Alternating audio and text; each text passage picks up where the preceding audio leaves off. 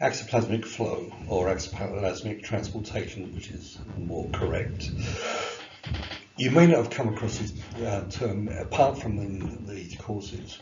The schools tend not to deal with it, but it's a very real phenomenon. This is the way the cell survives, and it's via the transportation of proteins around the cell body, or in the case of the axon, along it.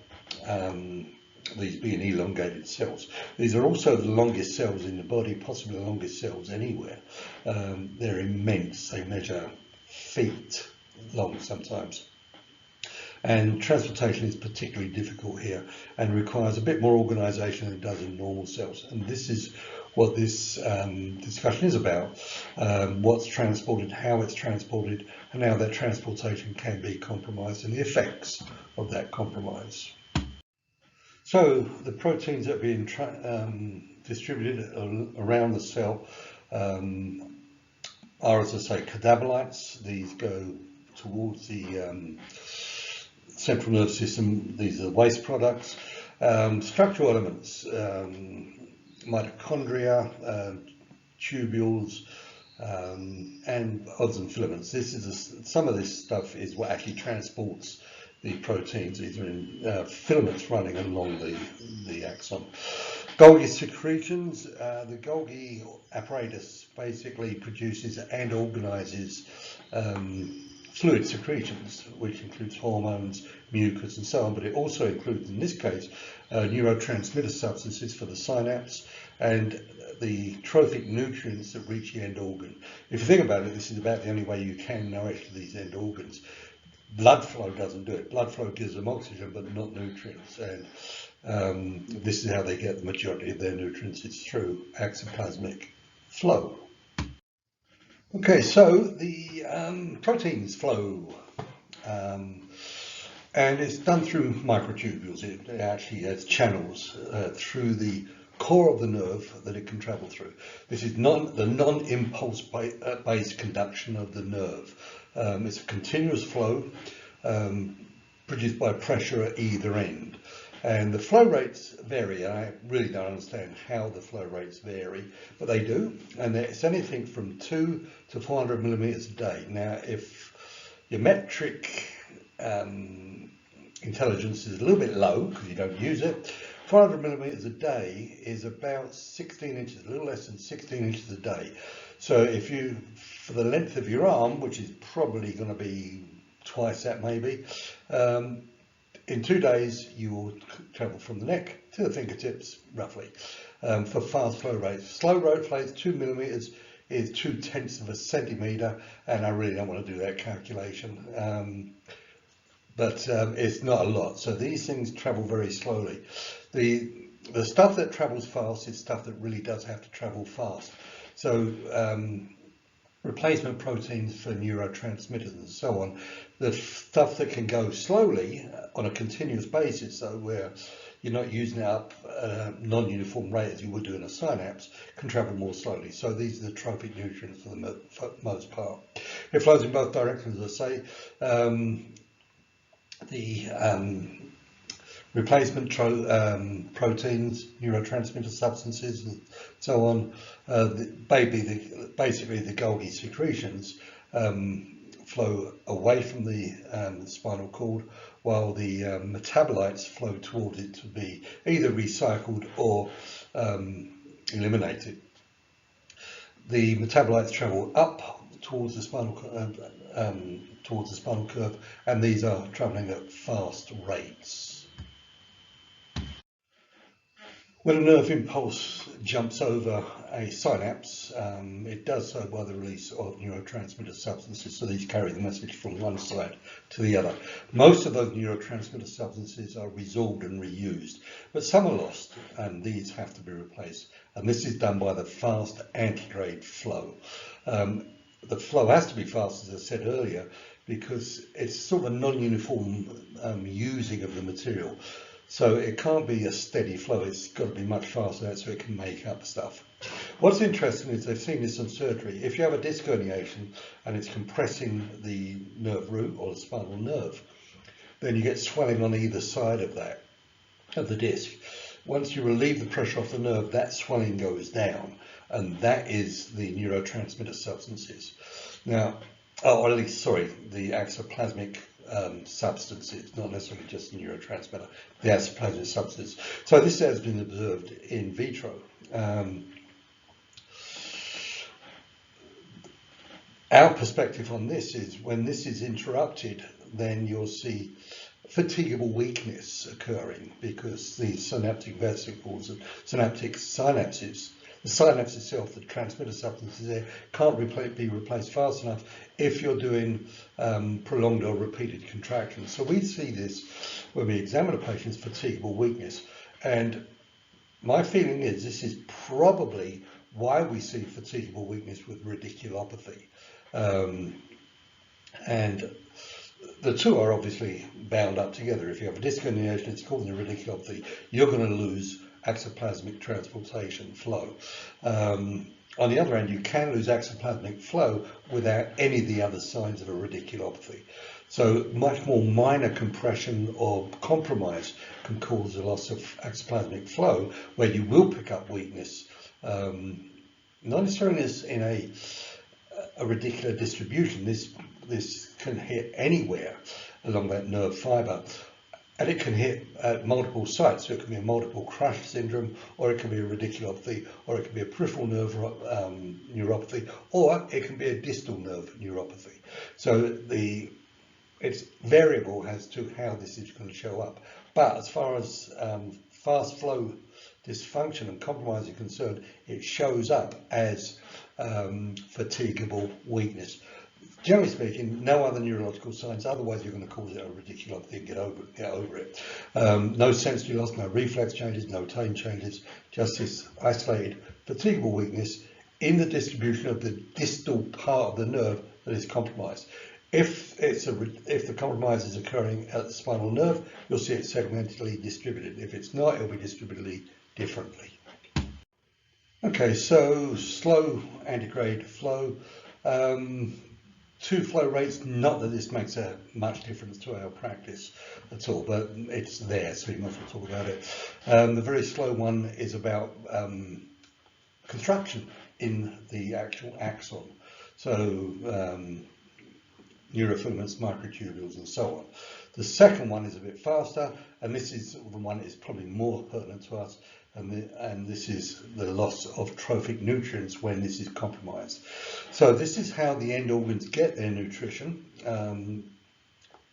or a big bulk of it anyway.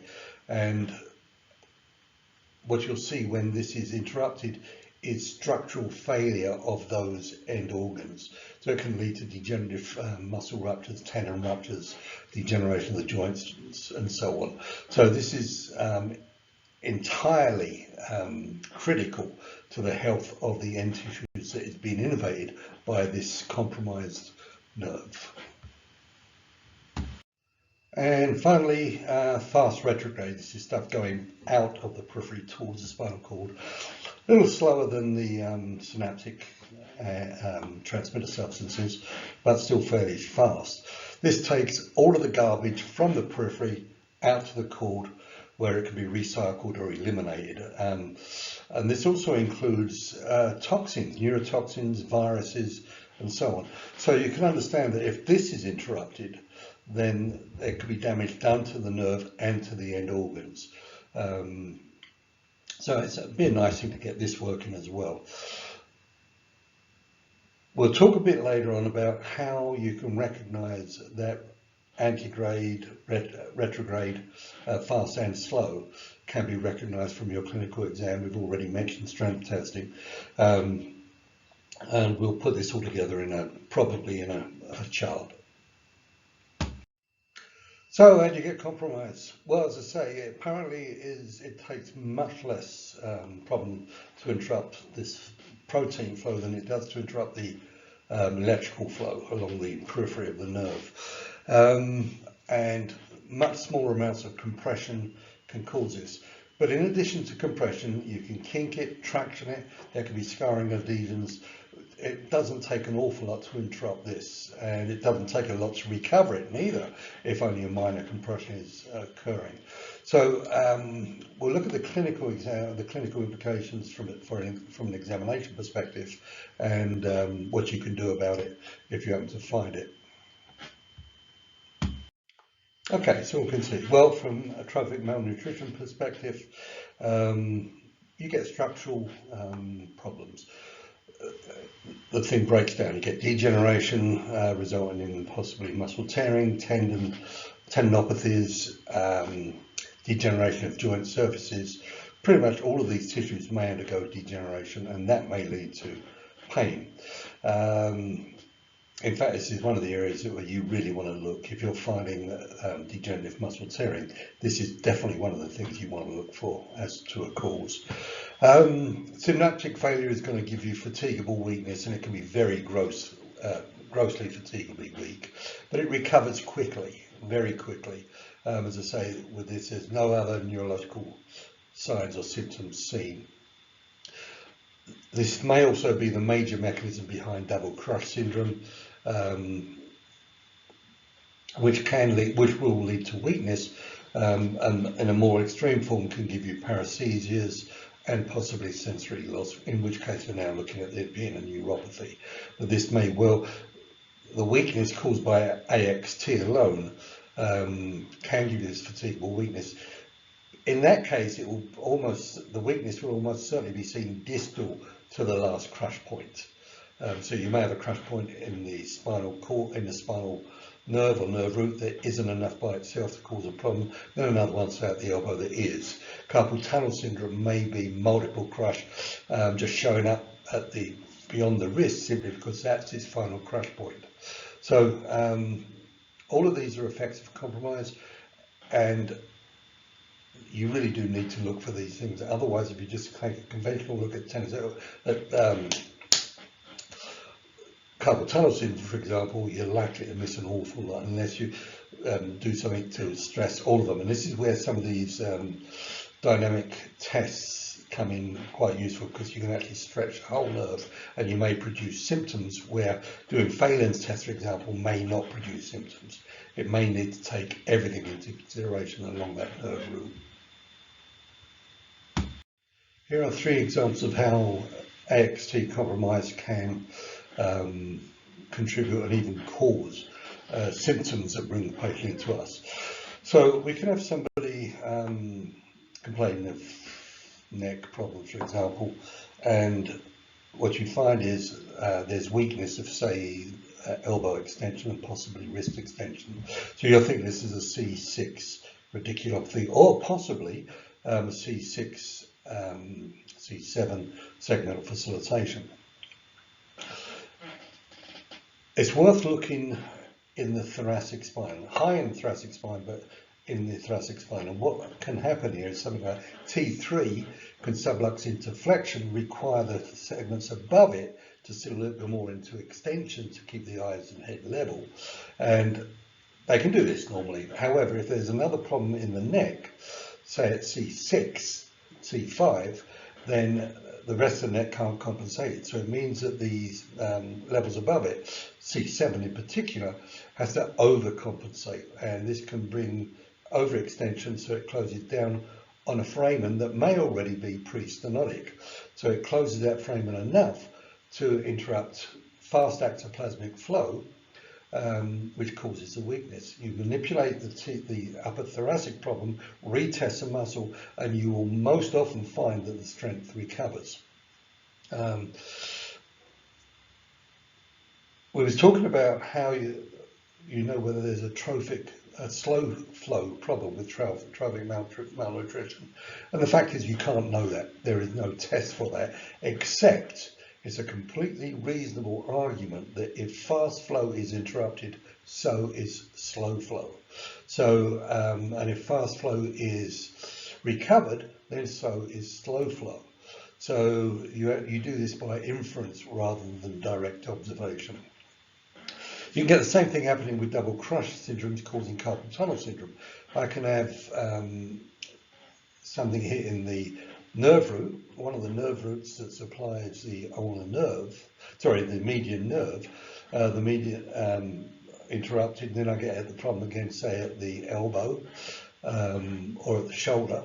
So I get another crush there, and finally at the carpal tunnel itself, enough that you can start getting symptoms distal to its distal crush, so carpal tunnel symptoms. Often you can only, Phelan's often doesn't reproduce carpal tunnel, but it's worthwhile doing the dynamic nerve test for this.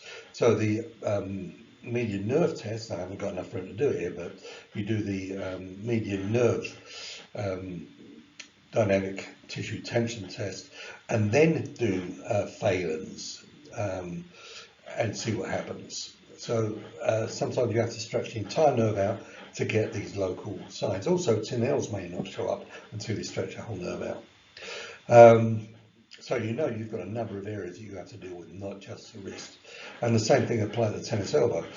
The causes of tennis elbow could be trophic malnutrition, degenerating the tendon, and it could be loss of fast flow causing weakness of those muscles, both of which may lead to a tendinosis. So again, this is a matter of looking for the appropriate weakness. All of this can be quite difficult. It's no point in me trying to strength test the extensor muscles of the wrist when this reduces tennis elbow pain. So I have to find another way around this. What is distal to the elbow, for example? So you may look at this in a segmental basis, or you may have to go down to the radial nerve in the end. So this is how some of the ways axoplasmic flow problems can lead to symptomatic problems for the patients. So I'm hoping this chart will summarise what we've talked about so far in a very condensed form, the bits that you probably need the most. Axoplasmic flow basically supplies neurotransmitter substances to replace those lost at the synapse and throughout the nerve actually, and also trophic nutrition to the end organs, and also takes metabolites away from the end organs where it's either recycled or ejected. All of these flows are obviously very important. They can all be stopped by fairly minor amounts of force: compression, traction, torque, kinking, and pretty much anything you want to, scarring, adhesions, and so on. But it doesn't take much to compromise the flow rate. It can be single or multiple crush. Single crush, say at the spinal nerve, will give you essentially the weakness distributed like a radiculopathy, but without the other neurological signs and symptoms. Or it can be right at distal nerve, where it's the most distal point. So one or more crush points. Identifying fast flow is relatively easy. You identify fatigable weakness. The distribution is likely to be variable if this is more than one crush point, but the fatigable weakness is obvious. And there are no other neurological signs or symptoms. If they are, you're looking at a neuropathy or a radiculopathy. Identifying slow flow and retrograde flow is not possible without identifying fast flow loss. So if you identify fast flow loss, you presume they've lost slow and retrograde flow. You clear up the fast flow problem by treating that, and you presume that you clear up the slow and the fast flow problem, slow flow and retrograde flow problems as well. Now the problem is, if this is multiple crush, you'll say it's carpal tunnel syndrome. You'll hit the carpal tunnel syndrome, that's a subluxation in the carpals. You hit that, the strength comes back to the muscles innervated by there. That looks like the end of the job. Actually, it isn't. You may have to then go and do stuff throughout the whole segment, throughout the course of that nerve rather. So you may have to clear another block or another block. You may have to go up the neck to deal with that, and something at the elbow. You have to find these other blocks which are asymptomatic at this point. So you have to know what you're looking for, and you have to know the anatomy of the nerve and the points at which it's vulnerable, so that you can go there and look for it. This is where maybe quadrant testing will be helpful to you when you're doing screening of these other block points. But it is necessary to deal with everything. Now we've only talked about fatigue or weakness. Multiple crush syndrome, though, can lead to other symptoms. So you are getting some degree of neuropathy with this as well, pins and needles and so on. This is probably not just axoplasmic flow compromise. In fact, it's difficult to see how it is. But you do the same thing here. If this is multiple crush, you take each one out, and the radiculopathy is likely to go away as well. Okay, so I hope that helps, makes it a little easier to understand, summarizes it, and lets you get on with your work. As I said earlier, I used to consider AXT as a neurophysiological issue. I no longer do. This is obviously just straightforward mechanical, much the way a radiculopathy is, or a mechanical neuropathy is.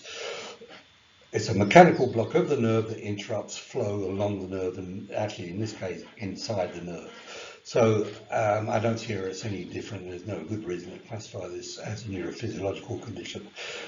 Some people will link this with segmental facilitation, maybe, but it still doesn't make it neurophysiological. The link actually seems to be that the hypertonicity in segmental facilitation may be enough to compress the nerve enough to produce axoplasmic flow compromise. Maybe. The fact that the cause of this is neurophysiological in no way makes the AXT problem neurophysiological. It's still a mechanical block on the nerve.